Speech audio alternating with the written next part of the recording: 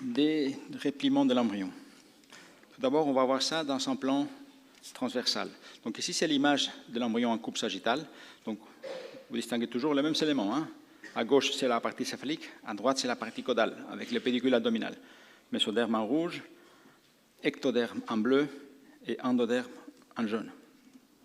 Donc au milieu, c'est le disque trilaminaire.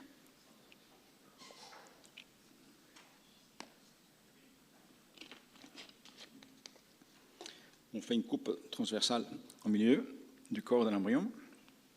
Et on voit toujours en haut cavité amniotique, en bas le sac vitellin, dans notre corps en vert. On voit ici la formation de la gouttière neurale au niveau de l'ectoderme. Ici, on voit la formation du mésoderme intra-embryonnaire avec les sommites du mésoderme paraxial, mésoderme intermédiaire, mésoderme latéral. Et ici, on voit les deux aortes dorsales.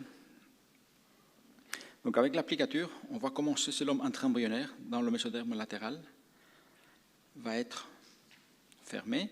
Et vous voyez donc la partie supérieure de ce sac vitellin. En fait, c'est l'endoderme définitif et c'est là que le tube digestif va se former.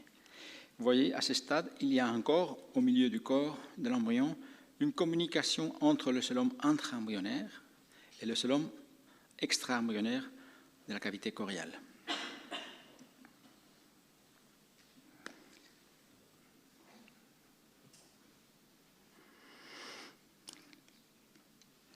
Les deux côtés latéraux sont rejoints ventralement à la fin. Donc on fait la même chose ici, mais au niveau antérieur, un peu plus en avant, coupe transversale.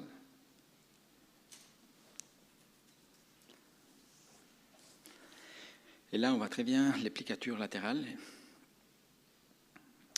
comment les deux côtés, gauche et droit, sont amenés en position ventrale face à face pour fusionner.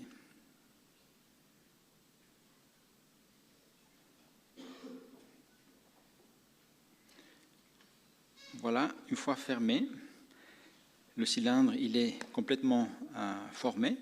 Donc on voit que l'embryon il est entièrement entouré par le liquide amniotique dans sa cavité amniotique. Côté dorsal ici, on distingue le tube neural, les sommites en différenciation avec la formation des sclérotomes, etc., que nous allons voir tout de suite. Et donc à l'intérieur, ici, on voit la cavité célomique qui englobe entièrement ici le tube digestif embryonnaire relié par ce mésentère dorsal ici dans la partie antérieure du corps. Il est relié seulement par le mésentère dorsal, car il va y avoir ensuite la formation du cœur que l'on ne voit pas sur le schéma ici, et donc dans la partie antérieure, il n'y aura pas de mésentère ventral. Ça, c'est seulement dans la cavité péritonéale qu'on va les voir. Maintenant, on va voir l'applicature sur l'axe longitudinal, donc l'applicature longitudinale, céphalique et caudale. Donc ici, on voit tout l'embryon dans son sac chorial.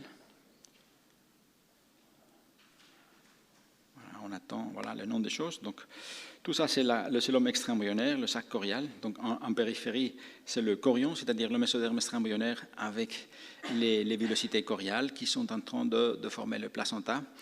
En rouge, c'est le mésoderme extra-embryonnaire somatique autour de la cavité amniotique, splanchnique autour de la cavité du sac vitellin.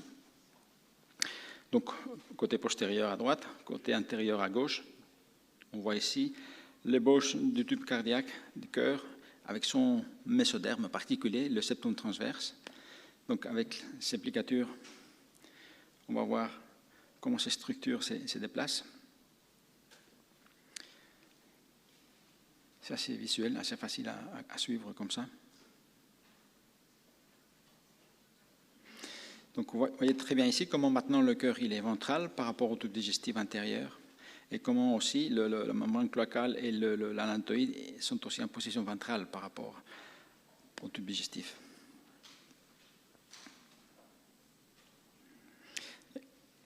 Et vous voyez comment, avec ce rapprochement des deux extrémités intérieures et postérieures, au milieu est en train de se former le cordon ombilical définitif avec tous ces éléments anatomiques qui se trouvent attrapés dans ce processus.